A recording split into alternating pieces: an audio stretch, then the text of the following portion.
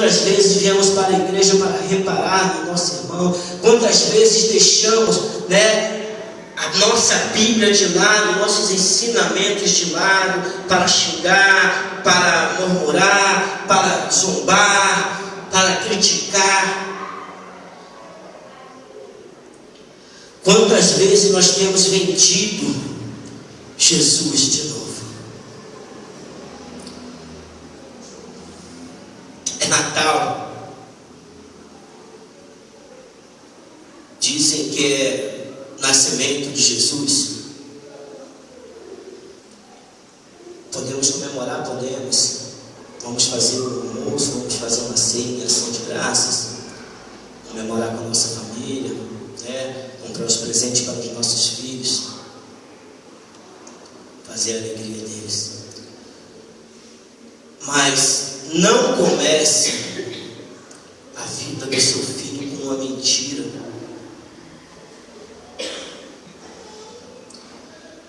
Papai Noel já foi revelada a identidade secreta dele. A identidade secreta de Papai Noel é São Nicolau.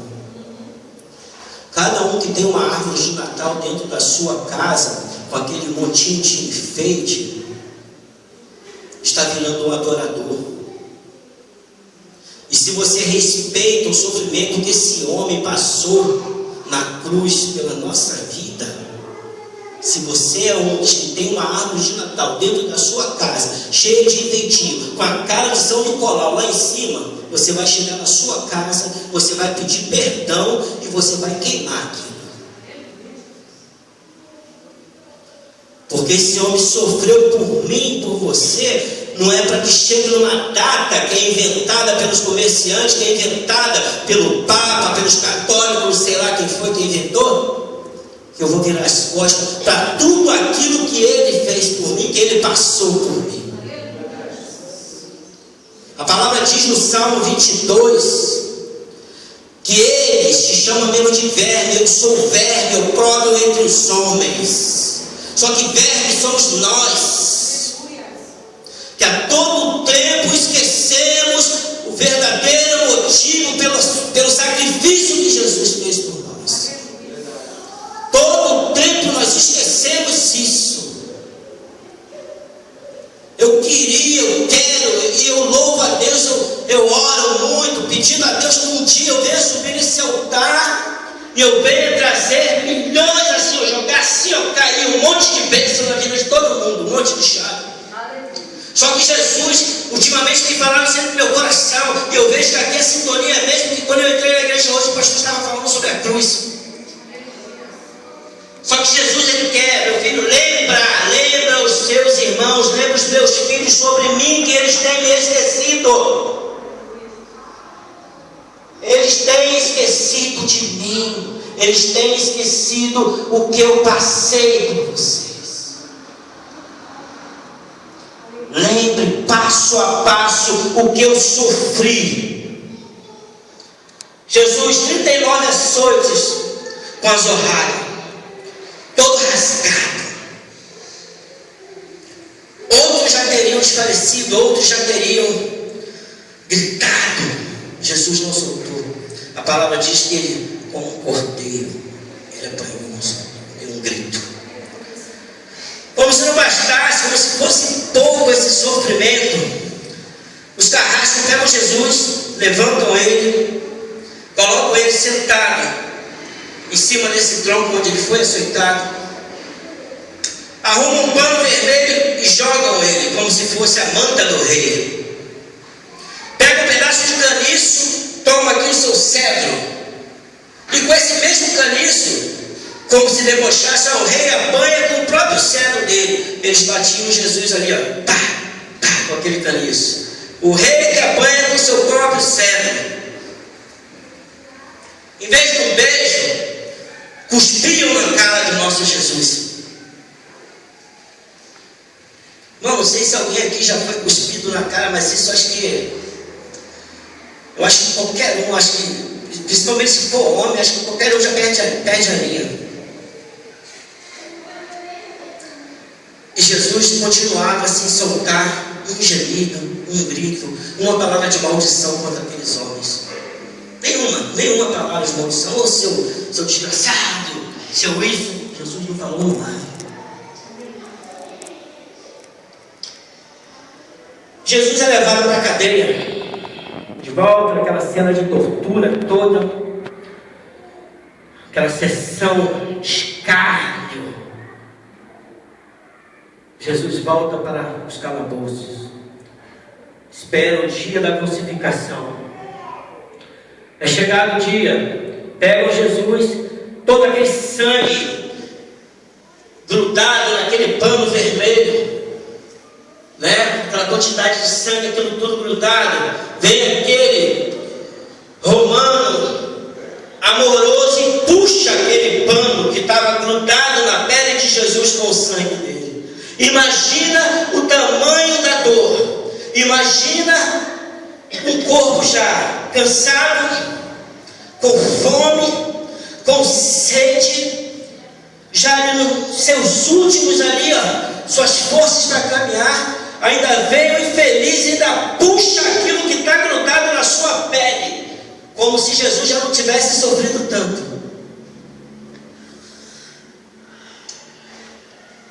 Pegam Jesus. Na tradição da antiguidade, a crucificação, os presos, eles levavam apenas uma parte da cruz, a outra já ficava lá no local da crucificação. Mas Jesus era um criminoso muito perigoso, pastor Jefferson. Ele era muito perigoso. Ele não podia só levar uma parte, só a haste. Ele tinha que levar a cruz inteira, porque ele era muito mau. E Jesus, já sem forças, Jesus começa a sua caminhada, a cara deformada, formosura não se via no nosso Jesus. Verme, opróbrio entre os homens. Aquele monte, aquela multidão assistindo aquela cena, muita zombaria, muitas risadas, muitas gargalhadas. Foi por mim, foi por você, irmãos. Foi por mim, foi por você. Eu quero ouvir um glória a Deus.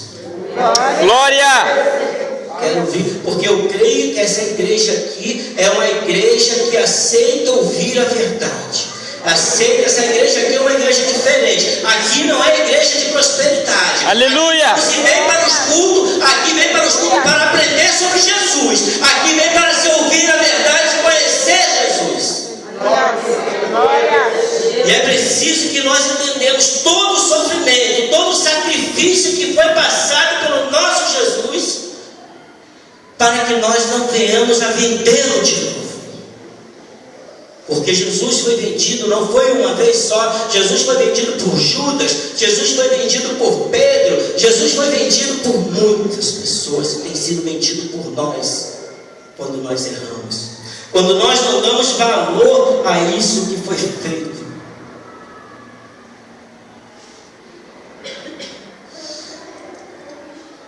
Jesus, a sua caminhada, segue a caminhada de Jesus, segue o sacrifício, segue aquele sofrimento, muita zombaria. Eu imagino todas aquelas pessoas, aquele curou, aqueles que ele fez andar, aqueles que ele fez voltar a enxergar, todos ali assistindo, e ninguém conhecia mais ele. Ninguém conhecia mais ele. Não tinha um que levantasse a mão ali para defender, para falar a alguém. Pedro, o próprio Pedro, negou. E Jesus continuava a sua caminhada. A palavra diz de um estrangeiro, um sirineu, que foi lá e ajudou Jesus, que Jesus já não aguentava mais carregar a cruz. Essa também é uma palavra profética, porque muitas vezes o seu irmão que está do seu lado não te ajuda, mas Deus mandou de fora para ajudar. Aleluia! Isso é a palavra profética. Entenda todo o tempo que as vitórias que o Senhor tem para dar não é aqui, é lá no alto. Mas todo o tempo ele está atento às suas dificuldades, às suas necessidades. E se aquele que está do seu lado, que deve, que tem a obrigação de te ajudar, não te ajuda, ele mandou de fora. E assim ele fez com Jesus. O sirineu carregou, a cruz até o final. Jesus já tinha sofrido um pouquinho, né? Até aqui. Pregam Jesus. Os pregos tinham 14 centímetros. 14 centímetros deve ser o quê? Isso aqui? Mais ou menos. 14 centímetros e 2 de diâmetro. Primeiro é colocado nas mãos. Mais uma vez, Jesus era muito mau, era um criminoso muito mau, porque em algumas crucificações eles não pregavam as mãos dos bandidos, eles amarravam, mas com Jesus tinha que ser pregado, porque o que ele fez era muito ruim, ele precisava ser exemplo para os outros. Pregaram Jesus, primeiro as mãos.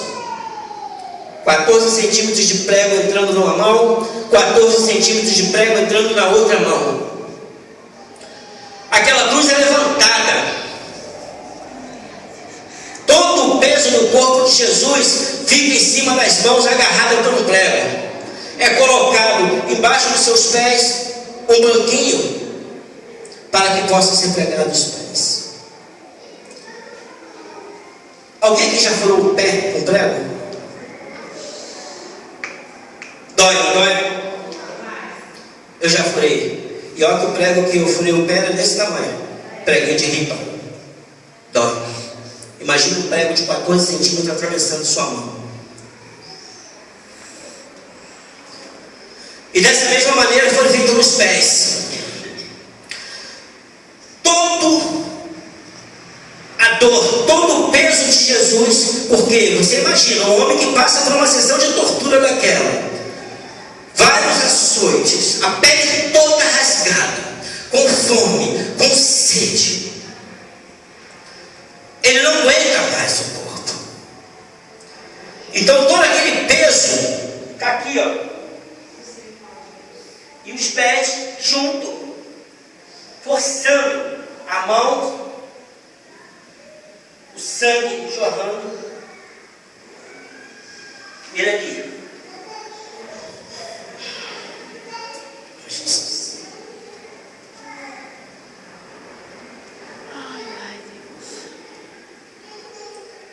A posição que ele ficava,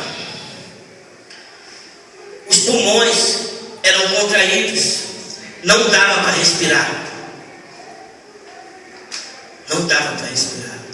Então ele tinha que forçar os pés para cima, fazer força de cima para baixo, para que os pulmões se abrissem, para que ele respirasse. Mas irmãos, mais uma vez, dor, muita dor, muita dor. E ele não gritava. Chegou uma hora que ele não aguentou mais levantar o corpo.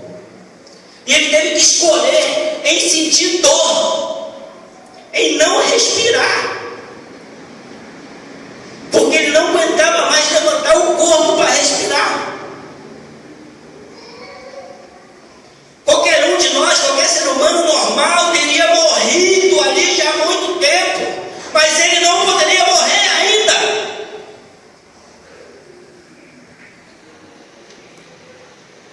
Ele ainda não poderia morrer, tinha que passar mais um tempo.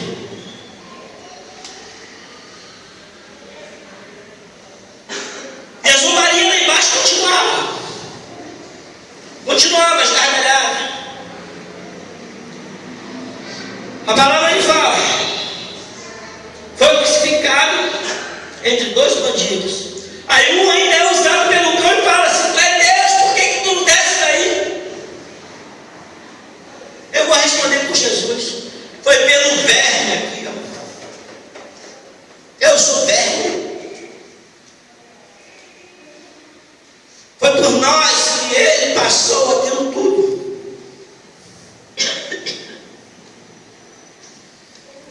Irmãos,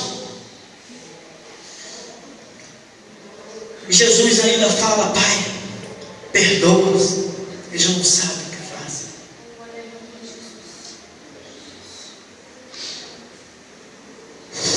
Jesus, obrigado.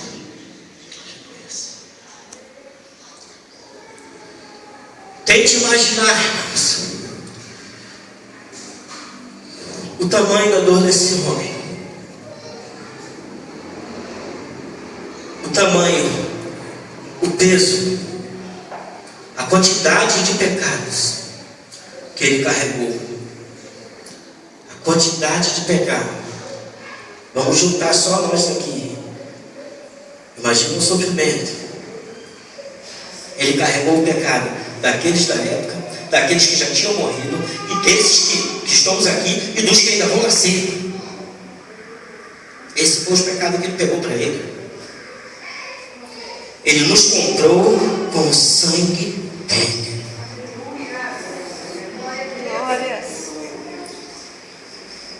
Não tem tamanho, não tem como descrever a dor que esse homem sofreu, que esse homem sentiu. Então, irmãos, toda vez agora que nós pararmos, pensarmos em murmurar por alguma coisa, pensarmos em abrir a nossa boca para falar mal de alguém, lembre-se dessa cena. Lembre-se dessa cena. A gente fica falando, Jesus vai voltar, Jesus vai voltar, Jesus vai voltar, e Ele vai voltar. Mas não nos cabe saber o dia, não sabe saber a hora. Cabe a nós estarmos prontos para quando Ele voltar. E nós só estaremos prontos para a volta de Jesus, para subirmos para a glória, quando nós entendermos isso aqui que foi lido aqui. Nós só estaremos prontos quando entender que a dor que Jesus passou foi por mim e por você, e não foi à toa. Ele não sofreu isso tudo aqui para que nós tivéssemos carro no ano. Ele sofreu isso tudo aqui, irmãos, para nos fazer justos, para nos dar a salvação, para nos tirar da garra do diabo, que nós éramos escravos do diabo. Hoje nós somos livres, livres, livres. Use essa liberdade para adorar a Deus. Use a sua liberdade para fazer o bem. Use essa liberdade. Eu falo para minha esposa, muitas vezes me dói no coração, porque parece que às vezes a gente sobe aqui, a gente fala, daqui a pouco eu nunca fazendo a mesma coisa de novo. Eu falo, Senhor, deixa eu ter uma vida normal, Senhor. Deixa eu ter uma vida normal, deixa eu ficar só sentado no banco ouvindo administrações. Mas eu não consigo. Eu não consigo. Ele fala, não, você tem que ajudar, você tem que falar de mim, você tem que ir lá de novo. Eu não desisti de você, por que você vai desistir dele? Aí eu já estou com a cajadada nele. É muito sério, irmãos. Não se parte do bem. Você tem que se fartar do bem, você tem que se encher do bem. Porque Jesus se encheu. Jesus aqui, ó, apanhando. Pela cara cuspida, sem contar a coroa de espinhos ainda tinha esquecido essa parte da coroa de espinhos, porque ele foi coroado, né? Ainda escreveram lá em cima aí, né? Rei dos judeus. Esse foi o crime dele. O crime de Jesus, isso tudo que ele passou, foi porque ele era rei dos judeus. Irmãos, que essa palavra tenha atingido o teu coração. Que toda vez que nós pensarmos em fazer o mal, toda vez que tenhamos a desejar o mal a alguém, seja aquele vizinho, seja aquele cara que é ruim, lembre-se que Jesus aqui, Ele não olhou para ninguém. Jesus aqui não falou assim, Pai, ó, eu vou morrer, mas eu vou morrer pelo Jefferson, que prega a minha palavra. Eu vou morrer pelo Odi, que está lá na África, lá pregando a minha palavra. Eu vou morrer pela diaconisa, que ora bastante. Eu vou morrer pela missionária Cíntia, porque tem uma voz legal. Não, ele morreu por todos. Ele sofreu por todos. por todos. E se nós somos cristãos verdadeiros, nós também temos que aguentar isso. Nós temos que aguentar o sofrimento calado. Nós temos que aguentar os deboches calados. Nós temos que encarar isso.